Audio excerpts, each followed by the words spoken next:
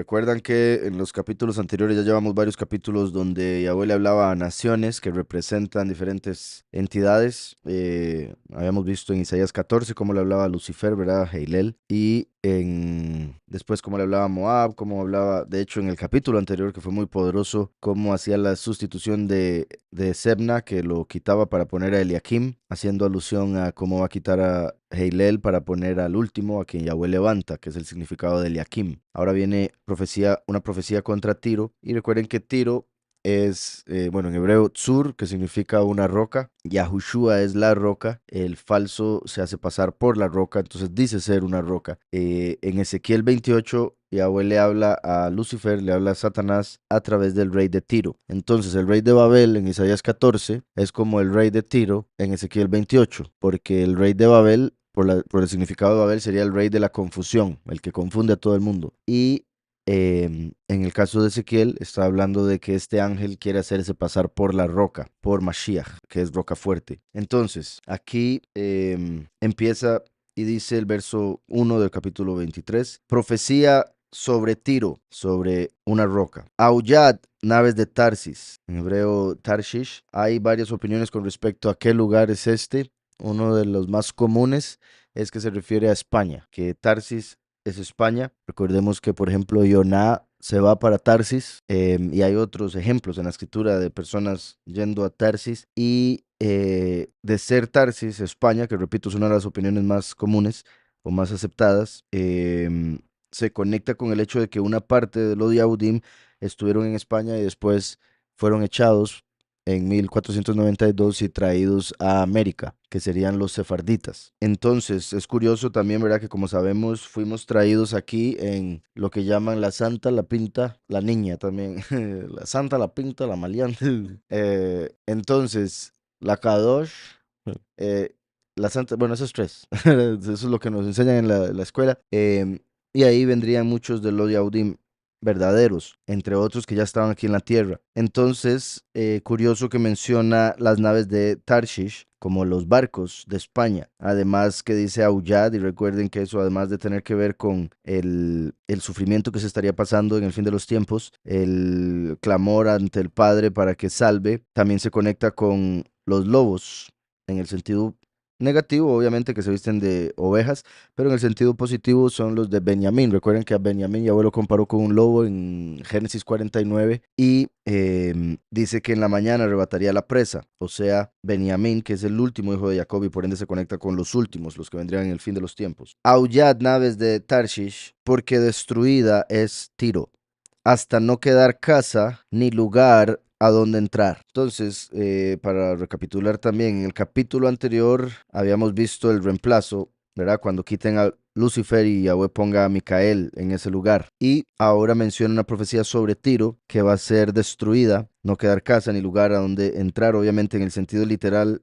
Históricamente se refería a la tierra geográfica conocida como Tiro, pero al estar hablando en el capítulo anterior que va a sacar a Lucifer de su lugar, se puede conectar también con lo que llegaría a ser Micael en el segundo cielo, que es el lugar del cual cae Lucifer, y por decirlo así, el que era su casa, su habitación. Y lo digo principalmente por la conexión con Ezequiel 28, y porque aquí está hablando de Tiro no como una persona, sino como un lugar, a diferencia de cuando habla en Ezequiel al rey de Tiro, por ende como a la persona, a la entidad. Dice, hasta no quedar casa ni lugar a donde entrar. Desde la tierra de Kitim les ha sido anunciado. Kitim, recuerden que es lo que se convirtió en Roma. Desde la tierra de Kitim les ha sido anunciado. Entonces podría decir desde Roma les ha sido anunciado. Es interesante si vemos las naves de Tarshish, como los barcos que trajeron a los sefarditas, los Yahudim, a América, porque fueron echados por el Imperio Romano católico, la reina de ese momento, por no querer convertirse al catolicismo, ¿verdad? Algunos se hicieron pasar por católicos, pero seguían siendo Yahudim, hacían los rituales Yahudim en privado y al público le decían que eran católicos y esos fueron los que llamaron los marranos. Particular entonces la conexión de Tarsis y Kitim,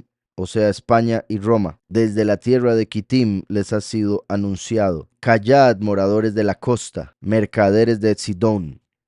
Sidón significa cazando o pescando. Como siempre menciono, se conecta con la cosecha, cuando unos van a ser cosechados como peces y otros muertos, como si fueran cazados. Dice, mercaderes de Sidón, los que cruzando el mar te abastecían. Entonces dice, callad, moradores de la costa, mercaderes de Sidón, mercaderes conectados con la costa, ¿verdad? Por todo lo que se trae en barco de un lado a otro, toda la importación y demás, lo cual se conecta también con lo que vemos en Apocalipsis 17 y 18 de los mercaderes del mundo que van a sufrir y llorar y clamar cuando vean a la gran ramera de Babel caer, que era con la que hacían negocio para tener tantas riquezas y demás, que curiosamente, ¿verdad? Estaría en Roma, Kitim. Los que cruzando el mar te abastecían. Entonces vemos la conexión, repito, de Tiro como lugar con la gran ramera, o el lugar donde estaría la religión falsa, de la confusión, curiosamente, Babel. Los que cruzando el mar te abastecían. Su provisión procedía de las cementeras que crecen con las muchas aguas del Nilo, de la mies del río, fue también emporio de las naciones. Entonces su provisión procedía de las cementeras, o sea, ¿verdad? De las cosechas que crecen con las muchas aguas del Nilo. El Nilo es el río principal de Egipto. Recuerden que Egipto representa la religión falsa, como he dicho muchas veces. Entonces la cementera o los frutos que obtenían con los que se abastecían venían de la doctrina o la prédica, o sea, agua del Nilo, o sea, de la religión falsa. Entonces vean cómo une Tiro, Babel, Sidón. De hecho, vean que, bendito Yahweh, como dije, Sidón por ser cazando y pescando, el significado se conecta con la cosecha, ¿verdad? Lo mencioné. Y qué curioso que Yahweh menciona el nombre de Sidón y después menciona la cementera, o sea, la cosecha, ¿verdad? Mostrándonos que está ahí haciendo una conexión. Su provisión procedía de las cementeras que crecen con las muchas aguas del Nilo, así como durante la apostasía, con las doctrinas de Roma, como Egipto, en el sentido de la doctrina falsa, sacaban fruto con el cual se han abastecido por 2000 años. Fue también emporio de las naciones. Avergüénzate, Sidón, porque el mar, la fortaleza del mar, habló diciendo, nunca estuve de parto, no di a luz, no crié jóvenes, ni hice crecer muchachas. Cuando lleguen las nuevas a Egipto, tendrán dolor por las noticias de Tiro. Pasaos a Tarshish, aullad, moradores de la costa. Entonces, vuelvo y repito, esto se conecta muchísimo. Y bueno, solo voy a leer un poco de Apocalipsis. Nunca estuve de parto, no di a luz, no crié jóvenes, ni hice crecer muchachas. Ok, sí, ¿verdad? Bueno, ahorita menciono eso, el punto. En Apocalipsis 17, Yahuhanán ve a la gran ramera sentada sobre una bestia que está sobre muchas aguas. Esas muchas aguas son las naciones, como en el verso 15 dice, también me dijo, las aguas que has visto donde se sienta la ramera son pueblos, muchedumbres, naciones y lenguas. En el 18, que es donde ya cae, vamos a ver cuál leo. Por ejemplo, el verso, bueno, dice, ha caído la gran Babel, se ha convertido en habitación de demonios, en guarida de todo espíritu inmundo y en albergue de toda ave inmunda y aborrecible, porque todas las naciones han bebido del vino del furor de su fornicación. Los reyes de la tierra han fornicado con ella y los mercaderes de la tierra se han enriquecido. Los mercaderes de la tierra se han enriquecido con el poder de sus lujos sensuales. Después, más adelante, vamos a ver, dice, cuanto ella se ha exaltado y ha vivido en deleites, tanto dadle de tormento y llanto, porque dice en su corazón, yo estoy sentada como una reina, no soy viuda y no veré llanto. Yo estoy sentada, así dice la gran ramera, el espíritu de la doctrina falsa piensa que va a vencer, que nunca le va a pasar nada. Yo estoy sentada como una reina, no soy viuda y no veré llanto. Por lo cual en un solo día vendrán sus plagas, muerte, llanto y hambre, y será quemada con fuego, porque poderoso es Yahweh el soberano que la juzga. Después dice, los reyes de la tierra que han fornicado con ella y con ella han vivido en deleites llorarán y harán lamentación sobre ella cuando vean el humo de su incendio. Los reyes de la tierra que han fornicado con ella y con ella han vivido en deleites llorarán y harán lamentación sobre ella cuando vean el humo de su incendio. Poniéndose lejos por el temor de su tormento dirán, ay, ay de la gran ciudad. Más adelante el 11 dice, los mercaderes de la tierra lloran y hacen lamentación sobre ella porque ninguno compra sus mercaderías, mercadería de oro, de plata, de piedras preciosas y perlas, de lino fino, púrpura, seda y escarlata, de toda madera olorosa, todo objeto de marfil y todo de marfil, todo objeto de madera preciosa, de cobre, hierro y mármol, canela y especies aromáticas, incienso, mirra y olíbano, vino y aceite, flor de harina y trigo, bestias y ovejas, caballos y carros, esclavos y almas de hombres. Hasta eso compraba. Los frutos codiciados por tu alma se apartaron de ti, y todas las cosas exquisitas y espléndidas te han faltado y nunca más las hallarás. Los mercaderes, los vuelvo a repetir, de estas cosas que se han enriquecido a costa de ellas se pondrán lejos por el temor de su tormento y llorando y lamentando, diciendo, ay, ay de la gran ciudad que estaba vestida de lino fino, púrpura y escarlata y estaba adornada de oro y piedras preciosas y perlas, porque en una sola hora han sido consumidas tantas riquezas. Y bueno, y sigue y dice más, pero vuelvo acá que decía, avergüénzate Sidón, ¿verdad? Cuando venga la cosecha se van a avergonzar las iglesias falsas, principalmente la de la Gran Ramera, la principal iglesia del mundo que tiene la mayoría de la gente que dice creer en el Mesías, se va a avergonzar cuando llegue la cosecha, Sidón. Avergüénzate, Sidón, porque el mar, o sea, las naciones, la fortaleza del mar, o sea, el imperio mundial, habló diciendo, nunca estuve de parto, no di a luz, no crié jóvenes, ni hice crecer muchachas. Qué particular este pensamiento, esto que dice, porque durante toda la historia las mujeres siempre, y bueno, los hombres también, pero las mujeres principalmente, porque son las que dan a luz, han deseado el embarazo, la mayoría que puedan, o sea, la mayor cantidad de embarazos que puedan y dar a luz a la mayor cantidad de niños que puedan. Pero en el fin de los tiempos todo eso cambió radicalmente y la mayoría de las mujeres más bien desearían nunca tener hijos, como aquí, como estar orgullosa de no tener hijos, ¿verdad? Yo nunca di parto, nunca tuve esto, nunca tuve el otro. Pero en el sentido espiritual también curioso donde dice, ni levanté vírgenes, dice Romamti Betulot, ni eleveo levanté, Romanti Betulot, vírgenes. Eso es particular porque recuerden que la iglesia principal, que es Filadelfia, es la Virgen. En Apocalipsis 12 es a la Virgen a la que Yahweh escoge para llevarse con él. Similar a lo de las vírgenes prudentes y las insensatas. En este caso, la Gran Ramera dice que nunca levantó vírgenes, o sea, nunca ha tenido una congregación o una iglesia que sea pura, apartada, que no se mezcle con el vino de la fornicación, por ejemplo. No di a luz, no crié jóvenes, ni hice crecer muchachas. También es curioso que al decir nunca estuve de parto, no di a luz, en cierta manera está diciendo, bueno, no es lo mismo, pero es como si dijera ser virgen, ¿verdad? Porque obviamente una mujer virgen no da luz, no está de parto, etcétera. Así como llaman a la iglesia católica la iglesia de la Virgen, ¿verdad? María y todo eso. Ahora, principalmente hacen alusión a que dio a luz estando virgen, pero en el caso de la Gran Ramera, ella nunca da a luz a nada positivo, solo muerte, que en ese caso es como tener abortos. ¿Sí me explico? El falso Mesías siendo el aborto principal, adoran un muerto. Dice, cuando lleguen las nuevas a Egipto, como la doctrina, la religión mundial, tendrán dolor por las noticias de Tiro, por las noticias de la roca que cae de los cielos, diciendo ser el Mesías, la roca fuerte. Dice, pasaos a Tarshish, aullad moradores de la costa. Una vez más, conectando la costa con Tarshish o España, porque de España trajeron a los Yahudim, obviamente desde la costa, hasta otra costa, puesto que iban en barcos. Dice el 7, ¿no era esta vuestra ciudad alegre con muchos días de antigüedad? Sus pies la llevarán a morar lejos, ¿verdad? Durante la cautividad. ¿Qué pasarían? ¿Quién decretó esto sobre Tiro? La que repartía coronas, cuyos comerciantes eran príncipes, cuyos mercaderes eran los nobles de la tierra. Una vez más, los príncipes y los mercaderes, como en Apocalipsis. Vean que dice lo mismo, solo que menciona dos nombres diferentes para el lugar al que les habla. Tiro en Isaías, Babel en Apocalipsis. Pero a través de leer Ezequiel 28, que le habla a Tiro, y leer Isaías 14, vemos la conexión directa entre Babel y Tiro. Babel hace alusión a la confusión que ese espíritu fomenta en el mundo. Tiro hace alusión a que ese falso poderoso, ese ángel caído, dice ser la roca, pero es la misma. Es el mismo espíritu. ¿Quién decretó esto sobre Tiro? La que repartía coronas, ¿verdad? A los líderes del mundo, cuyos comerciantes eran príncipes, cuyos mercaderes eran los nobles de la tierra. Yahweh de los ejércitos lo decretó para envilecer la soberbia de todo esplendor. Todos los que en este mundo tienen poder, autoridad, lo han recibido del poderoso de este mundo, el falso Elohim. Heilel, que de hecho le ofreció en una de las tres tentaciones, le ofreció a Yahushua todos los reinos de la tierra porque a él fueron dados y él se los daba a quien él quería.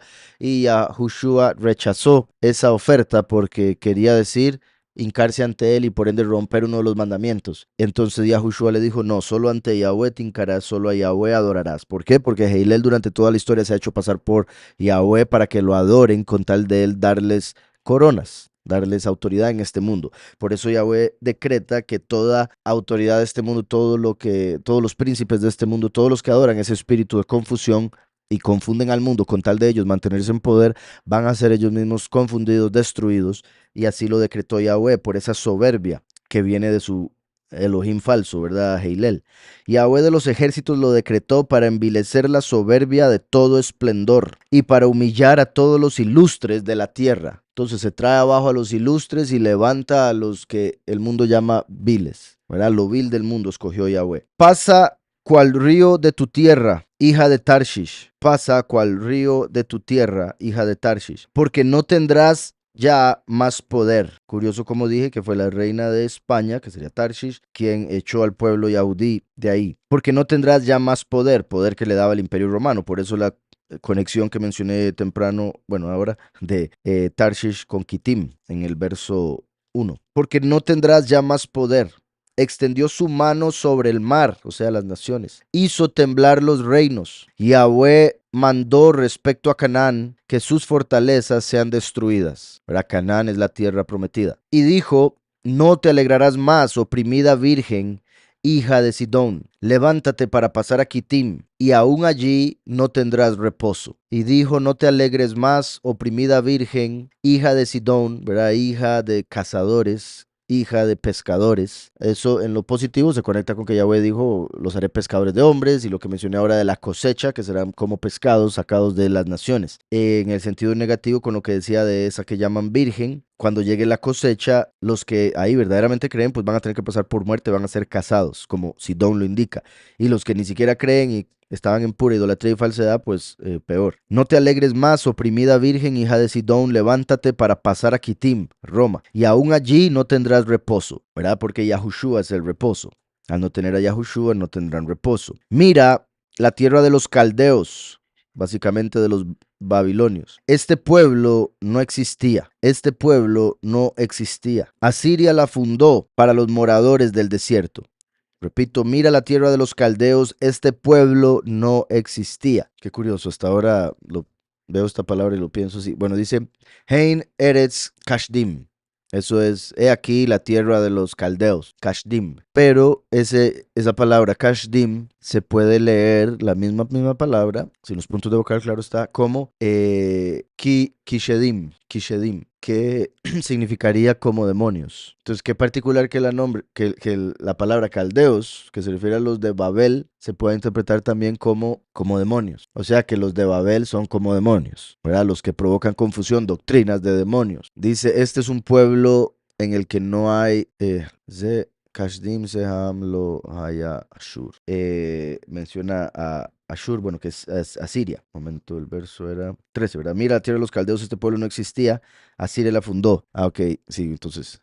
Lo haya, ahí donde ponen no existía, no era. Este es pueblo que no era. Y todavía tiene más sentido cuando vemos Kashdim o caldeos como demonios, porque los demonios habrían sido una creación de Samael después de su caída, no habrían sido una creación de Yahweh como tal. Por decirlo así, no existían. Y hasta se puede decir que no existe, porque solo son entidades que están en esta realidad, que es una ilusión que va a pasar. Al ser temporal, es pasajera como una sombra, como los demonios son sombras. ¿Sí me explico? Entonces es curioso que diga que no existía. Así como se podría hablar en el sentido de nación de personas que hayan sido descendientes de híbridos, puesto que en ese caso tampoco habrían existido en la tierra, a menos de que los ángeles hubiesen influido a la humanidad para mezclarse con ellos. Decía entonces, este pueblo no existía. Ashur la fundó para los moradores del desierto. Ashur, Asiria, significa a un paso, la fundó para los moradores del desierto. Y recuerden que Asiria hace alusión al gobierno mundial. Y qué curioso, los moradores, dice, del desierto, recuerden que se dice que los espíritus cuando no están dentro de un cuerpo andan por lugares secos, lo cual hace alusión a desierto. Y aquí en hebreo, Yesadeh, ok, dice después, levantaron sus fortalezas, edificaron sus palacios. Él la convirtió en ruinas. Verá, ellos levantaron y edificaron, pero Yahweh convirtió todo en ruinas. Aullad, naves de Tarshish, porque vuestra fortaleza es destruida. Acontecerá en aquel día, cuando esto llegue a suceder, como en nuestro tiempo, el aspecto profético, acontecerá en aquel día que Tiro será echada en el olvido durante 70 años. 70 años, como el tiempo que duraría Israel exiliado en Babel. 70 años que también se conecta con las 70 semanas de Daniel. Acontecerá en aquel día que Tiro será echada en el olvido durante 70 años, como los días de un rey. Después de los 70 años cantará Tiro una canción como de ramera. Ahí está confirmando lo que veníamos hablando hasta el momento, que Tiro en este capítulo representa a la gran ramera. ¿Está claro? De hecho, y vean qué poderosa esta conexión que Yahweh me acaba de mostrar. Como les dije, Tiro representa o significa una roca. Y en Apocalipsis, el que estaba leyendo ahora 18, dice, verso 21, un ángel poderoso tomó una piedra, o sea, una roca, Tiro, como una gran piedra de molino, y la arrojó en el mar, diciendo, con el mismo ímpetu será derribada Babel, la gran ciudad, y nunca más será hallada. Entonces compara a Babel con una roca que va a ser tirada en el mar, y Tiro significa una roca que Yahweh tiró en el mar. Entonces, repito, acontecerá en aquel día que Tiro será echada en el olvido durante 70 años como los días de un rey. Después de los 70 años cantará Tiro una canción como de ramera. Toma un arpa y recorre la ciudad, ramera olvidada, ¿verdad? Porque se van a olvidar de la doctrina falsa que ha venido enseñando por 2000 años, de ella misma. Entona una buena melodía, repite la canción, a fin de que seas recordada. Y recuerdan que curiosamente Heilel, representado por Tiro y por Babel, el rey de Babel, era el encargado de la música en los cielos. Toma un arpa y recorre la ciudad, ramera olvidada, entona una buena melodía, repite la canción a fin de que seas recordada. Y acontecerá que al fin de los 70 años visitará Yahweh a Tiro, Sur, la cual volverá a comerciar y fornicará de nuevo con todos los reinos del mundo sobre la faz de la tierra. Pero sus negocios y ganancias serán apartados a Yahweh. No se guardarán ni se atesorarán, porque sus ganancias serán para los que estén delante de Yahweh, para que coman hasta saciarse y vistan con esplendidez. Puede ver de un par de maneras, ¿verdad? Como hablando que al final de los 70 años, ya hablando del puro fin de los tiempos, final de la semana 70, cuando Yahweh va a utilizar todas las riquezas de Roma, del mundo, para dárselas a sus elegidos, como lo hizo cuando le dio las riquezas de Egipto al pueblo de Israel cuando iban saliendo de Egipto. Recuerdan, Yahweh prometió que saldríamos con riquezas del primero y del segundo éxodo. Entonces lo vemos aquí, que aunque fornicarían nuevamente y harían muchas riquezas, Yahweh va a tomar todo eso y dárselo a los justos, porque Yahweh hace que los impíos acumulen para dárselo a los justos. Otra posibilidad, ¿verdad? Es lo que vemos que a través del milenio, que en este caso representado por los 70 años, por el 7 que es completitud terrenal y el 10 que es completitud celestial, entonces 7 por 10 70, como si fuera el milenio de Yahweh, en el cual las naciones representadas por Sur se van a empezar a multiplicar y multiplicar y multiplicar y hacer riquezas, pero al final cuando se vengan en contra nuestra, Yahweh los va a destruir y todo lo que ellos dejen va a quedar para nosotros apartado. ¿Está claro?